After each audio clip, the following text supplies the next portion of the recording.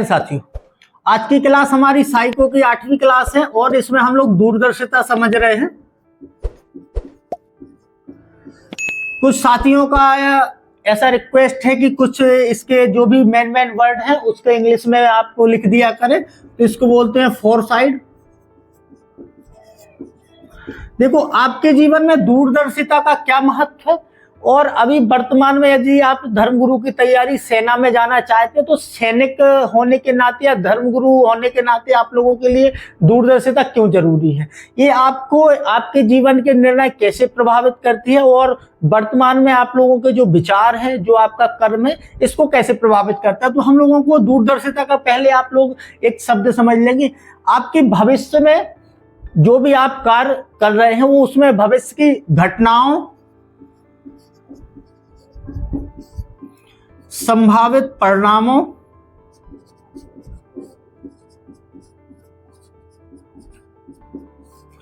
इसका यदि आप आकलन कर लेते हैं, पूर्वानुमान लगा लेते हैं,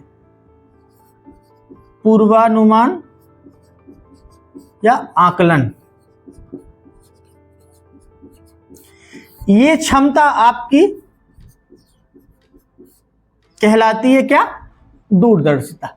अब यदि कोई भी किसी भी व्यक्ति के बारे में, मैं 10 लोगों के बारे में पूर्वानुमान करता हूं, जैसे मान लो मैं मनोवैज्ञानिक एक टीचर हूं और मुझे वो सब मानवीय क्रियाएं या मानवीय प्रवृत्तियां की जानकारी है कि कैसे मनुष्य के जीवन में दुख आता है और उसका दुख का निवारण कैसे होता है, और एक निश्चित समय होता है जो निश्चित समय के लिए व्यक्ति के जीवन में सुख दुख आता है, तो दुख का निवारण किस स्थिति पर हो जाता है। यदि मैंने 10 में लोगों के लिए कमेंट कर दिया कल्याण के लिए उनके जीवन में, और 4 लोगों का कल्याण हो गया, तो समझ लो मैं अब बहुत बड़ा बाबा या मतलब बहुत बड़े मैं गुरु के रूप में स्थापित हो जाऊंगा कि मैं बहुत जानकार हूं या तांत्रिक हूं। तो ये सारी चीजें ऐसी होती है, तो इसको बोलते हैं दूरदर्शिता।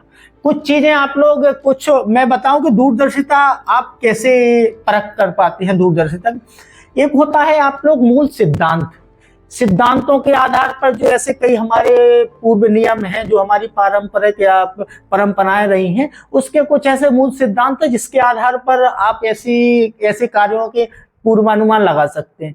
दूसरा, कुछ तथ्य और तर्कों के आधार पर, जो भी वर्तमान में ऐसे कार्य आप लोग जो निर्णय ले रहे हैं जिस क्षेत्र में, तो उसके पहले ऐसे कई हमारे पूर्वजों ने या कई पूर्व वैज्ञानिकों ने या पूर्व हमारे स्वतंत्रता सेनानियों ने ऐसे कुछ लोग रहे होंगे जिन लोगों ने ऐसे कार्य किए हैं, तो उनके कार्यों के आधार पर, आकलन के आधार पर जो तथ्य तर्क सामने पेश करेंगे, उसके आधार पर आप दूरदर्शिता का आकलन करेंगे। तो इसी के आधार पर हम लोग वो करते हैं।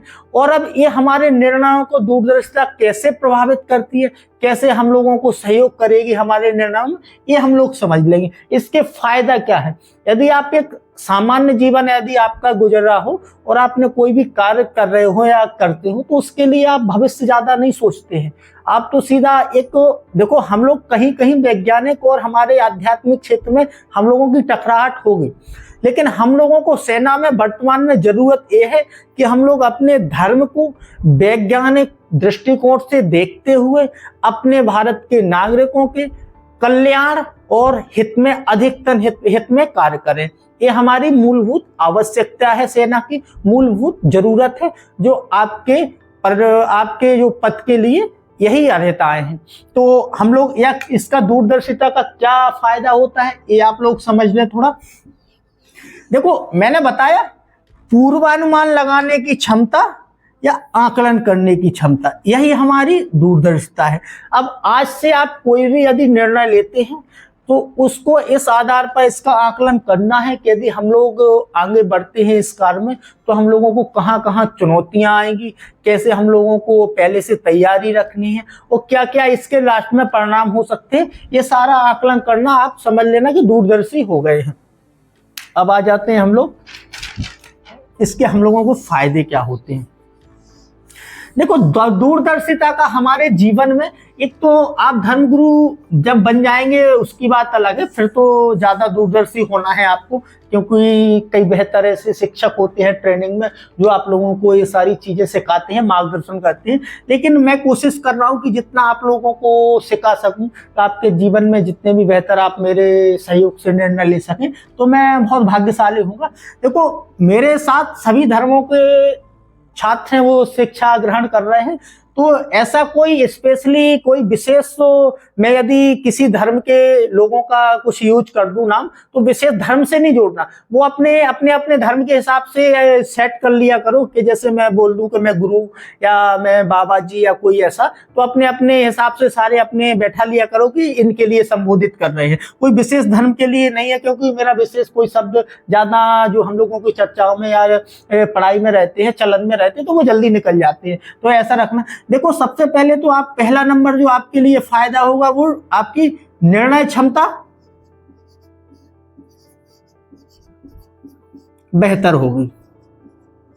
जब भी आप किसी कार्य में कोई हाथ डालेंगे या कार्य करने की सोचेंगे, तो आप उस कार्य में कम से कम 20 बार पहले सोचेंगे, फिर उसकी चुनौतियों को, उसके परिणामों को, उसके मतलब फायदे और नुकसान के सारी चीजों के सब सोचकर फिर आप उस कार्य में कदम बढ़ाएंगे। ऐसे ही हम लोगों को, जैसे आप धर्मगुरु बनते हैं, आप किसी से बटालियन में जैसे प्रतिनिधित्व कर रहे हैं, तो उसमें कोई यदि ऐसी समस्या, अचानक कोई परिस्थितियां आ जाती हैं, वो तो सेना में ये नॉर्मल बात है कि आती ही हैं, तो आपको कैसे निर्णय लेना है, और वो निर्णय आपके जीवन को, साथ में आपके देश को, आपके उस बटालियन को कैसे प्रभावित करेगी, आप लोगों को वो सब सोच के निर्णय लेना पड़ते हैं। देखो, दूसरा है आपको भविष्य की समझ। जैसे ही आप दूरदर्शिता का आपके अंदर गुण बढ़ जाता है, तो आप भविष्य की ज्यादा आप लोग सोचने में, कोई भी निर्णय में आप भविष्य दूरदर्शी, मतलब भविष्य का आप ज्यादा सोचने लगते हैं कि आने वाले समय में एक, अभी इसके बाद में उसकी जीके की क्लास लूंगा और उसमें भाषाई विवाद ज्यादा अभी वर्तमान में चल रहा है, तो उसमें मैं इसी को, भविष्य की समझ को आगे देखते हुए क्यों सरकार ने निर्णय लिया है, और कैसे कुछ राजनीतिक दल या राजनीतिक व्यक्ति या कुछ विशेष क्षेत्र के लोग, तो या कुछ विशेष भाषा के, इसका क्यों विरोध कर रहे हैं। अब आ जाते हैं हम लोग तीसरे पॉइंट पे, नियोजन और रणनीति। नियोजन का मतलब होता है प्रबंधन, मैनेजमेंट। आप किसी भी कार्य के लिए वो ऐसे नियम, ऐसा मैनेजमेंट तैयार करेंगे कि उसमें आपकी विफलताओं की कम से कम संभावना हो। ठीक है। चौथा, थोड़ा नीचे ना लिखे तो मैं ऊपर अब मिटा रहा हूं।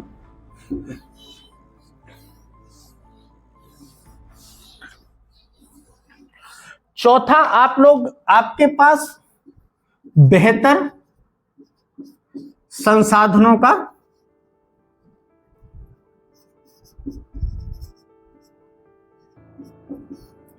उपयोग। देखो, सेना का एक नियम होता है कि आपको सीमित संसाधनों में जीवन निर्वहन करना है।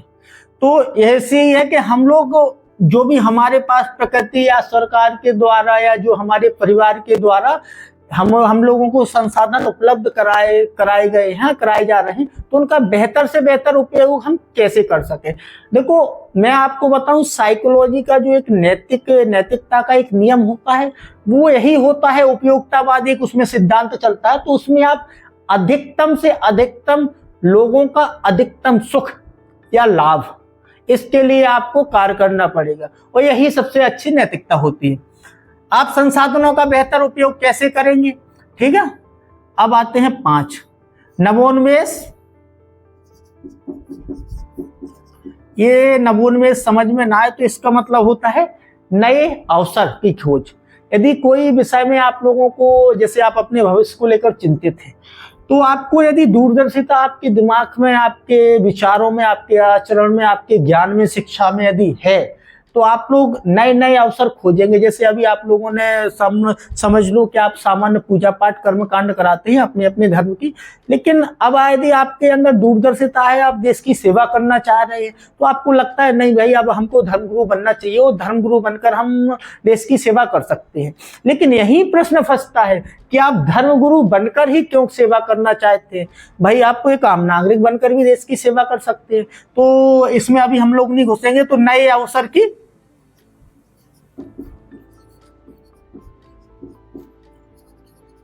खोज। छठवां आता है हमारा प्रभावी नेतृत्व। देखो जितनी भी आपके अंदर दूरदर्शिता होगी, आपके अंदर कॉन्फिडेंस उतना ही बढ़ेगा। क्योंकि यदि आप कोई भी कार्य करते हैं और उसका आकलन यदि करने की आपके अंदर क्षमता होती है, या पूर्वानुमान उसकी चुनौतियां या जो भी फायदे हैं उसका आपको अनुमान लगा लेते हैं आप, तो आपका जो नेतृत्व होगा वो ज्यादा प्रभावशाली होगा। अन्य व्यक्तियों में ये सारी क्षमताएं नहीं पाई जाती है। ये क्षमताएं केवल वही कि जिसने ज्ञान परंपरा का अपना पूरा जो मतलब उसका वो किया हो, उपयोग किया हो, या आप ज्यादा ज्ञानी, आपने ज्यादा इस क्षेत्र में, या आप दर्शन शास्त्र का आपके अंदर अच्छा ज्ञान हो, अच्छा अध्ययन किया हो, तो वो ये सारी चीजों उनके अंदर ये गुण का। और दूसरी बात, आप लोग इन सारी चीजों को अभ्यास में रखते हो अपने जीवन में। ऐसा नहीं है कि जैसे मैं दूरदर्शिता पढ़ लूं तो मैं बहुत बड़ा दूरदर्शी हूं, ये कुछ नहीं होता है। इसका होता है, सीधा होता है कि आप लोग कितने एक्सपेरिमेंट कर पाते हैं इन चीजों का, आप कितने अच्छा व्यवहारिक परीक्षण या व्यवहारिक जीवन में आप लागू कर पाते हैं। एक और आदि आ जाती है आपका सामाजिक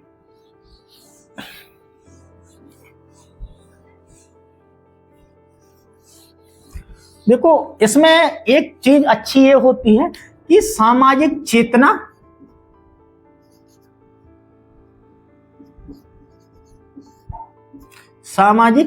का विकास। ये लगभग मुझे लगता है 6वां पॉइंट है हमारा। देखो ये सामाजिक चेतना विकास इसलिए आता है कि आप सामाजिक स्तर पर, आर्थिक स्तर पर, राजनीतिक स्तर पर बेहतर निर्णय या बेहतर विमर्श करने की क्षमता आपके अंदर उपलब्ध हो जाती है। तो ये हो गया 7वां हमारा। आपका कोई भी कार्य हो, सफलता की अधिकतम संभावना।